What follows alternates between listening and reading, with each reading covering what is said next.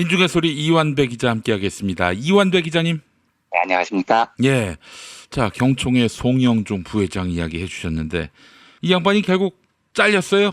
네, 해임이 됐습니다. 어제 아침 일찍 한 7시 50분경부터 경총총회가 열렸는데 예. 1시간 정도 회의가 진행되고 결국은 회의만이 통과가 됐습니다. 제가 어제 좀 길게 말씀드렸지만 어제 전해드렸던 대로 이 송영종 부회장이 친노동자 성향의 부회장이다. 혹은 현 정권 또는 민주당의 낙하산이었다라는 공격을 받았었죠. 근데 이제 아니나 다를까 여러 언론들이 송 부회장이 해임된 직후에 이분이 낙하산임을 전제로 송 부회장과 정부 여당을 공격하기 시작했습니다. 예. 제가 조간까지는 못 받고 석간 문화일보 보도를 보니까 제목이 경제단체까지 정부가 통제, 예고된 코드 인사의 최후라는 제목으로 이 사건을 보도를 하고 있더라고요. 아이고, 역시 사용자의 주구인 문화일보답습니다. 아주 깨알 같은 놈들이죠. 근데 어제 자세히 말씀드려서 생략을 하겠지만 이게 낙하산일 확률은 거의 없는 겁니다. 진짜 낙하산 인사였으면 경총이 낙하산으로 내려온 송 부회장을 취임 3개월 만에 해임시킬 수가 없는 거죠. 예. 감히 청와대나 정부 여당이 꽂은 사람을 경총이 무슨 배짱으로 3개월 만에 해임을 시켰겠습니까? 그런데 어제 이어서 하나만 더 말씀드리면 지금 언론들이 말하는 낙하산 인사를 주도했던 주인공이 어제 잠깐 언급했던 민주당 실세 H의원 이렇게 나와요. 그러면서 친문으로 분류된다. 대통령과도 자주 만나는 의원이다. 이렇게 보도가 됩니다. 그런데 이 H의원이라는 사람이 애초에 지금의 손경식 경총회장, CJ 회장이죠. 이 사람을 밀면서 지금 이 사단이 났다는 건데요. 예. 저는 언론이 굉장히 비겁하다고 봅니다. 민주당 실세 H의원, 친문 분류 이렇게 하면 이게 누군지 짐작이 전혀 안 가잖아요. 예. 그리고 이렇게 쓰면 진짜 실세 중에 H의원이라는 사람이 있나 보네. 이 사람 파워가 엄청 세나 보네. 뭐 청와대가 관련됐나 보네. 이런 분위기가 생기죠. 예. 그런데 정치를 좀 아시는 분들 입장에서 H의원 하면 떠오르는 사람이 있습니까? 실세 중에요. H의원에 대해서 좀 자세히 하려면 사건 초기 보도를 보면 조금 더 정확하게 나와요. 경총 회장이 올해 초에 선임될 때 진짜 별의별 난리가 많았거든요. 그런데 당시 보도를 보면 이 H의원이 초선 의원이다라고 명시가 돼 있습니다. 근데 요즘 보도에는 이 초선이라는 말이 싹 사라졌어요. 그러니까 자기들이 생각하기에도 초선이 경총 회장을 좌우한다? 이게 너무 웃긴 거죠. 예. 그런데 낙하산이라고 주장을 하고 싶고 그러니까 초선이라는 글자를 싹 빼고 요즘 보도를 하고 있어요. 예. 그러면 경총 사태 초기 때 이 낙하산을 주도했다는 H의원에 대한 묘사가 어떻냐면요. 언론에 보도가 된 걸 그대로 읽어보겠습니다. 더불어민주당 초선 의원으로 노무현 정부 때 청와대 행정관으로 근무했고 이후 노무현 재단에서 활동하는 등 당내 친문으로 분류된다. 요게 이제 제일 자세한 설명입니다. 예. 근데 요 읽은 대목으로 검색을 해보면 누군지 나와요. 아주 쉽게 이름이 나옵니다. 그런데 그 H의원이라는 분께는 정말 죄송하지만 제가 검색을 해서 이분 이름을 확인하는 순간 처음 듣는 분이었어요. 나이도 상당히 젊은 분입니다. 예. 그런데 그 젊은 초선 의원이 3선, 4선도 아니고요.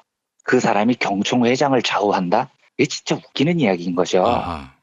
그래서 제가 해석하는 이번 경총 사태의 본질은 돈 문제입니다. 14년 동안 어제도 말씀드렸듯이 경총 상근 부회장으로 있었으면서 비자금 조성 의혹을 받고 있는 김영배 부회장이라는 사람이 경총 사무 주요 요직을 전부 자기가 나온 중앙대 동문들로 채우고 이 사람들에게 경력금을 준다면서 매년 몇억 원씩 경총 사업비를 현금으로 빼서 이 사람들에게 줬다는 거예요. 근데 일단 경력금을 현금으로 지급한다. 여기서부터 말이 되질 않습니다. 예. 요즘 어떤 회사에서 직원들에게 경력금을 현금으로 줍니까? 요즘은 회계에 대한 처리가 굉장히 엄격하기 때문에 현금으로 문방구 물품을 하나 사도요. 영수증이 있어야 비용 처리가 돼요. 영수증이 없으면 현금으로 비자금 만들고 삥땅 칠 확률이 너무 높잖아요. 그렇죠. 그런데 경총이라는 거대 단체가 몇 년째 매년 몇억 원씩 직원들에게 현금으로 경력금을 줬다는 거예요. 그러니까 여기서부터 구린 냄새가 펄펄 나는 거죠. 게다가 그 현금으로 경력금을 받았다는 사람들 중에 상당수가 그 왕국을 건설했다는 김영배 부회장의 중앙대 후배들입니다. 김영배 씨는 검색을 해보면 자랑스러운 중앙인 이래서 중앙대 신문에도 대서특필되고 하여간 그 바닥에서는 중앙대를 상징하는 인물로 꼽히더라고요. 그런 사람이 자기 후배들을 경총 요직에 다 꽂고 그 후배들에게 선의로 현금으로 경력금을 줬다? 이게 저는 안 믿어지는 겁니다. 선의로 돈을 주려면 계좌이체를 해야죠. 그리고 경력금이라는 건 어떤 법인에서도 노동자들한테 줄 때 일단 세금을 원천 징수하고 줘야 되는 거예요. 예. 그런데 그걸 현금으로 주면 세금도 제대로 안 냈다는 이야기죠. 그러면 이제 추정을 해봐야 됩니다. 그 후배들이, 중앙대 후배들이 그 경력금을 전부 다 가졌겠느냐. 제 추정은 일부는 직원들에게 돌아가기도 했겠지만 나머지는 그 눈먼 돈이니까 선배들 중에 누가 삥땅 치고 뭐 이렇게 나눠 가졌을 확률이 훨씬 높아 보여요. 제 눈에는요. 예. 그런데 이걸 이번에 해임된 송영중 부회장이 취임을 해보고 보니 너무 황당해서 이걸 발견한 다음에 경총에 문제 제기를 했습니다. 그랬더니 그때부터 경총 사무국에서 난리가 났어요. 송영중을 몰아내자, 송영중이 낙하산이다, 친노동자적이다. 요 돈 문제를 제기를 한 다음부터 나오기가 시작한 겁니다. 송영중 부회장이 진짜 낙하산이었느냐 아니냐, 이건 송경식 경총 회장만이 알고 있는 문제입니다. 그래서 송경식 회장이 밝히세요. 자기가 이제 부회장을 잘랐으니까요. 그런데 송경식 회장은 어제 총회 끝나고 나오면서 이렇게 이야기를 합니다. 송 부회장은 내가 뽑은 사람인데 이렇게 돼서 가슴 아프다. 이렇게 이야기를 했다고 해요. 예. 자, 이 이야기는 어제부터 길게 드렸고 예상된 해임까지 갔으니까 여기까지 하고요. 제가 이번 사태를 보면서 한 가지 떠올랐던 생각을 추가로 말씀드리겠습니다. 경제학에는 은행가의 역설, 영어로 뱅커스 패러독스라는 개념이 있습니다. 이 개념은 사실 경제학에서 처음 출발한 게 아니고 진화심리학자인 존 투비라는 사람이 만든 말이에요. 그런데 나중에는 경제학으로 상당히 확장이 돼서 유명해진 이론인데 이런 겁니다. 은행가가 돈을 빌려줘야 돼요. 그런데 실제로 은행이 빌려줄 수 있는 돈보다 은행에서 돈을 빌리려는 사람들이 훨씬 많죠. 그래서 은행이 대출심사 같은 거 해가지고 골라서 돈을 빌려주는 겁니다. 그러면 여러 사람 중에 은행가 입장에서는 누구한테 돈을 빌려주느냐? 신용도 좋고요. 돈을 제때 갚을 수 있는 것처럼 보이는 사람, 즉 적당히 부유한 사람, 부자들에게 돈을 빌려주려고 합니다. 반대로 신용이 안 좋고 돈을 제때 갚기 어려워 보이는 가난한 사람들에게는 은행이 돈을 빌려주려고 하지 않죠. 당연한 이야기처럼 이제 보이는 겁니다. 그런데 이걸 역으로 빌리는 사람 입장에서 생각을 해보십시오. 신용도 좋고 돈을 제때 갚을 수도 있고 이런 부유한 사람이 지금 당장 돈이 절박하겠습니까? 아니면 신용도 안 좋고 돈을 제때 갚기 어려워 보이는 아주 가난한 사람이 지금 돈을 빌리는 일에 더 절박하겠습니까? 이 둘 중 누가 더 절박하겠습니까? 당연히 신용이 안 좋고 돈을 제때 갚기 어려워 보이는 가난한 사람들이 더 절박한 겁니다. 이런 사람들은 은행이 돈을 안 빌려주면 제2금융권 가야 되고 사채 가야 되고 결국 사채빚에 못 갚아서 자살하고 이런 일이 벌어지는 거예요. 아이고. 그런데 부자들은 은행에서 돈을 빌리는 이유가 그런 게 아니에요. 부동산 갭 투자 이런 거 하려고 하는 경우가 많죠. 은행이 안 빌려줘도 이런 사람들은 절대 안 굶어 죽는 사람들인 겁니다. 그런데도 은행은 부자들한테만 돈을 빌려줍니다. 돈을 갚을 수 있을 확률이 높다는 이유로요. 은행이라는 제도 자체가 돈이 남는 사람한테 예금을 받아서 돈이 필요한 사람한테 빌려주는 건데 실제로 이 제도를 운영을 해보면 돈이 정말 필요하고 절박한 사람은 은행으로부터 대출을 받지 못합니다. 그래서 은행이라는 도움의 손길이 꼭 필요로 하는 사람이 아니고요. 별로 그 도움이 꼭 절박하지도 않은 부자들한테 자꾸 도움이 간다는 겁니다. 이게 바로 은행가의 역설, 뱅커스 패러독스라는 개념이에요. 이 개념을 처음 만든 사람이 존 투비라는 진화심리학자라고 말씀을 드렸는데 예. 이 사람이 인류의 역사를 쭉 연구를 하다 보니까 인류는 생존을 위해서 늘 이런 역설을 만들고 산다는 겁니다. 인류가 유인원에서 이제 인류에 가깝게 진화하는 가장 결정적인 계기가 사회적 관계를 형성했다는 거거든요. 그러니까 모여 살면서요. 협동하고 의논하고 도움을 주고 이걸 사회, 소사이어티라고 부르는데 인류의 사회가 동물의 사회에 비해서 압도적으로 강해지면서 인류가 진화할 수 있었다는 겁니다. 그런데 인류가 사회를 만드는 순간에 그 구성원들 사이에서는 우정이라는 게 생겨요. 구성원 모두가 그 사회 안에서 자기하고 친구가 될 사람을 찾아 나갑니다. 네트워크를 만드는 거죠. 여기서부터 중요합니다. 만약에 인류가 사회를 만들고 자기를 도와줄 친구를 만들어 나가는 게 진화의 핵심 요소라면 그 구성원들은 누구하고 친구가 되고 싶어 할까요? 유인원들이 공동체를 형성할 때를 생각해 보십시오. 그 공동체 안에는 힘도 없고 비리비리하고 먹을 것도 잘 못 구해오는 아주 삐리리한 유인원이 있어요. 또 그 사회 안에는 힘도 무시하게 세고 사냥도 잘하고 이런 유인원이 있어요. 그러면 구성원들이 요 둘 중에 누구하고 친구를 맺고 싶겠습니까? 당연히 힘센 놈, 사냥 잘하는 놈하고 친구 관계를 맺고 싶은 겁니다. 그래야 자기한테 도움이 되니까요. 이게 이제 너무 당연해 보이는 일이잖아요. 그런데 반대로 친구를 맺어야 되는 사람 입장에서 생각해 보면 누가 친구를 사귀어서 도움을 얻는데 더 절박하겠습니까?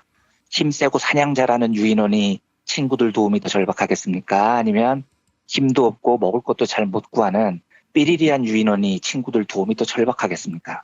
이건 당연히 후자가 더 절박한 거예요. 힘없는 유인원이 도움이 더 절박한 겁니다.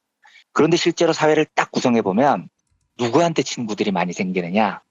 도움이 절박한 약자들한테 생기는 게 아니라 도움이 별로 필요 없는 힘센 놈들이 친구를 주렁주렁 달고 다녀요. 왜냐하면 개에 따라다니면 얻을 수 있는 떡고물이 많으니까요. 여기서부터 우리 인류 사회의 은행가의 역설이 시작되는 겁니다. 그래서 존 투비는 이렇게 언급을 합니다. 우리 영장류 조상들은 수렵을 잘 못할수록 누군가에게 간절히 도움이 필요한데 그들은 바로 그런 이유로 친구가 되는 일에서 배제당한다. 이렇게 이야기를 합니다. 이 은행가의 역설을 제가 제일 쉽게 설명하는 대목이 제 경험에서 나온 이야기여서 그런데 주요 신문, 주요 방송사 기자들 하는 말 보면 금방 드러나요. 큰 언론사 기자들, 또 PD들 이런 분들 보면 이제 등등하잖아요. 그러면 이때는 기자님 도와드릴게요. 기자님한테 충성을 다할게요. 기자님 뭐든지 말씀만 하세요. 우리 다 도와드릴게요. 하고 달라붙는 사람들 무지하게 많습니다. 예, 저도 종합지 다닐 때 저한테도 있었어요. 특히 그 선배들 중에 1999년, 2000년에 IT 기업들이 엄청나게 떴을 때 갑자기 회사 그만두고 창업하겠다고 회사 때려치려는 선배들이 되게 많았었어요. 제가 다니던 회사에도요. 근데 그때만 해도 종합지 기자들 파워가 엄청났을 때였거든요. 그래서 나가신다는 선배들하고 술 한잔 마셔보면 허세가 진짜 쩝니다. 야, 나 나가면 무조건 성공한다. 요즘 코스닥이 떴다며 내가 수십억 부자 돼서 돌아온다. 내 네트워크가 얼마나 대단한 줄 아냐. 나 나가서 사업하면 나 도와주겠다는 사람들 줄을 섰어. 막 이런 이야기를 해요. 저는 속으로 피식 웃죠. 그게 은행가의 역설이라는 거예요. 당신이 힘이 있을 때 돕겠다는 사람들 많은 겁니다. 그런데 기자 그만둬 보십시오. 힘이 사라지잖아요. 아무도 안 도와줍니다. 거들떠도 안 봐요. 왜 도와주겠습니까? 예? 중한일간지 기자도 아니고 삐리리한 실업자를 왜 도와주겠냐고요, 사람들이요. 이제 그걸 겪어보면 그 사람들이 인생이 실전이다 이런 걸 알게 되죠. 그리고 나중에 다시 다 회사로 돌아오더라고요. 한번 나갔다가요. 그러니까 원래 도움이라는 건 힘센 사람들한테 몰려있는 은행가의 역설이라는 게 인류 사회에서 늘 내려왔다는 이야기입니다. 제가 개인적으로 성격상 굉장히 까칠하게 구는 대목이 있는데 그중 하나가 동창 문화에 대해서 좀 아주 진저리 칠 정도로 싫어해요. 그래서 동창회, 동문회 이런 모임을 정말 싫어합니다. 제가 유일하게 나가는 동창 모임이 초등학교 6학년 때 같은 반이었던 한 4, 5명 정도가 정기적으로 만나는데 아무 이해관계가 없는 사람들입니다. 이렇게 만나서 옛날 추억 깔깔대고 하는 정도가 제가 유일하게 나가는 동창 모임이고 그 외에 중학교, 고등학교, 대학교 동창 모임 이런 데는 일절 받기를 안 갑니다. 안 나가는 이유가 뭐냐? 지금부터 드리는 이야기는 제가 좀 아주 특이한 또라이라는 점을 전제로 들어주십시오. 제 이야기가 옳다는 게 아닙니다. 모든 동창회가 그렇지 않을 거예요. 근데 동창회 동문회 모임 가보면 우선 동창들 동문들 주소 쭉 나오고요. 그 다음에 직업이 쭉 나와요. 변호사도 있고요. 회계사도 있고요. 대기업 임원도 있고요. 근데 이야기 쭉 들어보면 누구는 어디서 잘 나가고 어쩌고 이러는데 저는 속으로 그래서 뭐 어쩌라고 이런 생각이 드는 겁니다. 제가 동창 모임에 하도 안 나가니까 연락이 와서 이런 이야기를 해요. 야, 동창들끼리 얼굴 좀 보고 돕고 살면 어떠냐 이러는데 저는 그게 싫은 거예요. 동창들끼리 돕고 산다는 거. 그 도움이 절실하게 필요한 사람들은 제가 나온 학교 동창들이 아닙니다. 이 나라의 자본의 포갑에 고통받는 민중들이 얼마나 많은데 동창들끼리 모여가지고 밀어주고 끌어주고 이러고 앉아있냐고요. 제가 보기에 그 동창들은 밀어주고 끌어주고에 도움이 절실한 사람들도 아니에요. 지금도 잘 나가는데 더 잘 나가야겠다는 탐욕이 맺어진 관계일 뿐이죠. 그래서 저는 그런 자리에 나가는 게 완벽한 시간 낭비라고 생각을 해요. 예. 작년쯤인가 중학교 후배라는 분이 한번 전화가 왔었어요. 근데 저는 그분 한 번도 본 적이 없는데 예, 예. 그리고 심지어 저는 중학교에 대한 기억이 거의 없습니다. 남녀공학이었는데 남아있는 중학교의 유일한 기억이 중학교가 멀어서 버스를 타고 다녔는데 제 첫사랑 짝사랑했던 여자분이 제가 타는 버스에 함께 타기를 매일마다 간절히 기도했던 그 기억 외에는 아무것도 중학교에 대해서 기억이 나는 게 없는 사람이라고요, 저는요. 그런데 전화 한 분이 저보다 1년 후배라던가 그러시던데 말을 이렇게 시작을 하는 겁니다. 아, 선배님, 우리 땡땡 중학교가 나온 훌륭한 언론인이신데 선배님이 이러더라고요. 그래서 제가 이제 그런 면에서 상당히 까칠하거든요. 그래서 잠깐 하고 말을 끊고 땡땡 중학교가 나온 언론인이라고요? 나 우리 엄마가 나왔어요. 제가 이렇게 싸늘하게 이야기를 했습니다. 그랬더니 이분이 제가 농담하는 줄 알고 계속 멈추질 않아요. 아, 선배님, 우리 땡땡 중학교 출신끼리는 다 통하는 게 있지 않습니까? 제가 이 말을 듣고 욱해가지고 없어 이씨 하고 전화를 확 끊어버렸습니다. 통하는 게 뭐가 있겠습니까? 제가 실제로 쌍욕을 하진 않았지만 기억도 안 나는 중학교 동창끼리 땡땡 중학교끼리 통하는 게 뭐가 있겠냐고요. 이번에 경총에서 문제가 된 비자금 의혹의 주인공 김영배라는 사람이요. 이 사람이 중앙대 출신을 온갖 경총 요직에 다 꽂았다는 거고 그 후배들한테 현금으로 경력금을 수억 원씩 뿌렸다는 건데 제가 이거 보고 아이고 이 한심한 작자들아. 니들이 끌어주고 밀어주고 그래서 김영배가 보수고 그래서 14년 동안 왕국을 건설하고 나머지는 딱 가리고 그래서 새 부회장이 와서 현금 흐름 이상한다고 지적했더니 그 부회장이 청와대 낙하산인이 이딴 거나 주도를 하고 지들이 동창이냐 마피아냐 제가 이런 생각이 들었습니다. 이번 경총 사태에서 보여지듯이 저는 진짜 우리나라의 이 만연한 동창 문화, 패거리 문화 이런 게 너무 싫어요. 예. 실제로 그 패거리 문화에서 오고 가는 도움의 총량을 돈으로 계산하면 얼마나 어마하겠습니까? 그리고 그 패거리 문화가 활성화된 곳이 대부분 좋은 대학 나온 놈들, 이 사회의 지도층들, 정말로 사회에 절박하지 않는 놈들끼리 모여서 더 잘 살겠다고 밀어주고 끌어주고 하는 경우가 대부분입니다. 정말로 그 도움을 절실하게 필요로 하는 민중들은 그 모임에서 소외돼 있다고요. 은행가의 역설 같은 겁니다. 제가 좀 흥분해서 말씀드렸는데 그렇다고 그 청취자 여러분들 중에 동창회 즐겨나가시는 분들 절대 나가지 말라는 이야기 아니고요. 네. 제가 이런 면에서 조금 또라이적인 측면이 있어서 이런 말씀을 드린다면 아무튼 경총 사태의 한 축이 중앙대 동문들의 밀고 끌기라는 보도를 보고 제가 오래전부터 한번 말씀드리고 싶었던 은행가의 역설이 생각이 나서 오늘 이 이야기를 함께 소개해드렸습니다. 노동 친화적인 송영종 부회장이었다는 얘기도 있더만요. 솔직한 제 생각으로는 경총 부회장과 그렇게 썩 어울리는 분은 아닌 것 같아요. 그런데 어제도 말씀드렸듯이 이분을 경총 부회장으로 채용을 했었던 건 경총이 작년에 까불다가 크게 혼이 난 다음에 경총 스스로가 송경식 회장이 정부와 좀 친화적인 제스처를 취하려고 뽑은 분이 아닌가 싶습니다. 그런데 지금 와서 이분을 가지고 청와대 낙하산이다. 이건 확률이 제가 보기엔 너무 낮고요. 돈 문제 때문에 경총에서 저 발광을 하는 것으로 저는 그렇게 해석을 하고 있습니다. 예, 알겠습니다. 아이고 감춘다고 감춰집니까? 언젠가 또 백일하에 드러날 날이 또 올 거라는 생각도 들고요.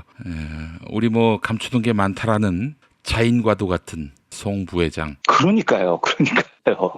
구린 게 있으니까 지금 저 난리를 치는 거죠. 네, 셀프 빅엿이 될 것 같습니다. 네, 이완배 기자님 오늘 말씀 잘 들었습니다. 네, 감사합니다.